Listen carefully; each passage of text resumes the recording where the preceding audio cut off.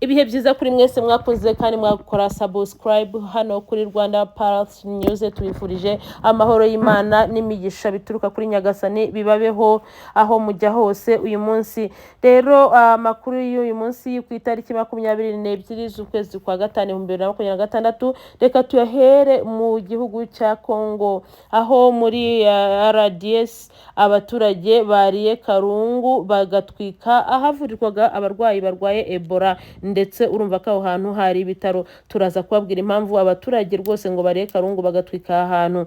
Drone za M23 ngo noneho ngo zo zarashe abantu ba FARDC, abasirikare bayo benshi cyane bari mu gace ka Minembwe. Hanyuma turaza kubabwira uko byarangiye. Hanyuma Masisi FARDC nayo yakajeje urugamba rwo gufata agace ka Kinigi, naho turaza kubabwira uko bizagenze ndetse nuko byagendekeye abaturage bo muri kano gace ka Kinigi. Aya makuru kandi mwayateguriye mukaba mugiye kwegezwaho nanjye Jocelyn Cabral. So reka dutangire amakuru yacu ngo mu gihugu cya Congo abaturage bariye karungu ngo batwika ibitaro by'ahantu bavuriraga Ebola. Ni ibintu bitangaje cyane ngo abaturage rwose ngo aho hantu bavuriraga Ebola mu burasirazuba bwa Repubulika Iharanira Demokarasi ya Congo, ngo nyuma yuko abo mu muryango w'umuntu umwe w'umusore wishwe na Ebola bakekaga ko iyo virusi yari yaramufashe, ngo babujijwe gutwara umurambo we ngo bajye kuwushyingura. Ngo witwa Kasi Marembe umunyapolitike wo muri ako gace agaruka kuri iyi nkuru, yavuze ko yabonye ku bitaro bikuru bya Rwampara.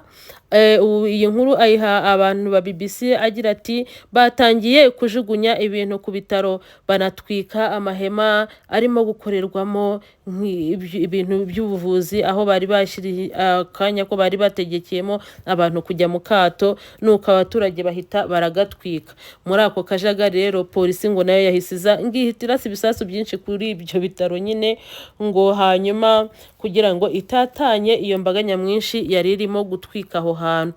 Umurambo w'umuntu wishwe na Ebola ngo uranduza cyane, ndetse abategetsi bakenera gukora ku buryo ushingurwa abashinguye mu buryo butekanye mu rwego rwo guhagarika ikwirakwira ry'iyi virusi. Abakozi bo mu buvuzi bo mu bitaro bya Rwampara biri hafi y'umujyi wa Bunia mu ntara ya Ituri, abo bantu hafi ya bose bakekwaho kuba baranduye Ebola batangajwe. Bashyiriweho uburinzi bwa gisirikare mu gihe abapolisi binjiraga mu bitaro kugira ngo bongere gushyira ibintu ku murongo. Umukozi wo mu buvuzi yakomerekejwe n'abigaragambyaga mu gihe bateraga amabuye mbere y'uko abashinzwe umutekano bahagoboka, kuko umukozi wo ku bitaro yatanze iyi nkuru akayiha ibiro ntaramakuru bya AFP.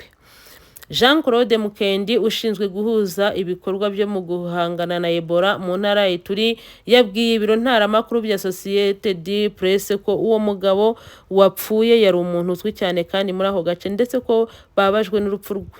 Ntibasobanukiwe ukuri ku by'iyi ndwara. Ababibonye babwiye ibiro ntaramakuru Reuters ko uwo musore yari umukinnyi w'umupira w'amaguru wari warakiniye amakipe menshi yo muri ako gace. Nyina yabwiye ibyo bitaro yuko yabwiye aba bantu yuko ibyo bintu bavuga atari byo, ko we akeka ko umuhungu yishwe na typhoid, ko atari Ebola. Marembe yavuze ko iyo mbaga y'abantu batemera ko iyi virusi ihari. Bikekwa ko imaze kwica abantu benshi barenga 130 mu burasirazuba bwa DRC. Iyo nkuru rero ikaba ari ukuri, ariko abaturage baho murumva yuko ntago bemera ko ari Ebola, avuga ko ari typhoid, ariko nanone ikaba imaze kwica nanone abantu benshi barenga 130. Ni ibintu biteye ubwoba rero biri kubera mu burasirazuba bwa Congo. Urugamba rumaje gukomera cyane, aho FARDC iri guhangana ndetse ikaba yigamba gufata agace ka Kinigi. Umujyi muto wa Kinigi uherereye mu murenge wa Katoyi muri teritwari ya Masisi iherereye mu ntara ya Kivu y'Amajyaruguru wafashwe n'ingabo za FARDC zifashishwe n'inyeshyamba za Wazalendo mu gitondo kuri uyu wa kane itariki ya 21 Gicurasi, nyuma y'imirwano ikaze y'inyeshyamba za FARDC. nk'uko amakuru aturuka mu gisirikare muri ako gace agera kuri Actualité Siri biba bitangaza ngo imirwano yatangiye ku mugaragaro wo kwa gatatu ubwo ingabo za leta na wazalendo ziri mu mujyi wa Katoyi zagabaga igitero ku birindiro by'inyeshyamba mu Kinigi. Umubare w'abahitanywe n'iyi mirwano nturamenyekana, ariko ingabo za leta hamwe n'abafatanyabikorwa bazo ngo zikomeje ibikorwa byo gusukura ako karere. Amakuru aturuka mu karere utashobora kugenzura yongeyeho ko inyeshyamba za M23 zasubiye inyuma zerekeza Rubaya.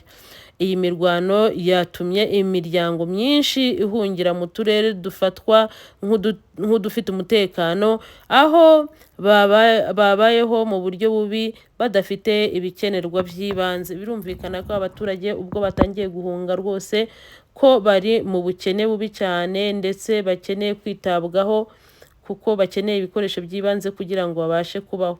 Iyo abantu bahunze namwe murabizi yuko ari ibintu bigoye cyane, ko biba bitoroshye.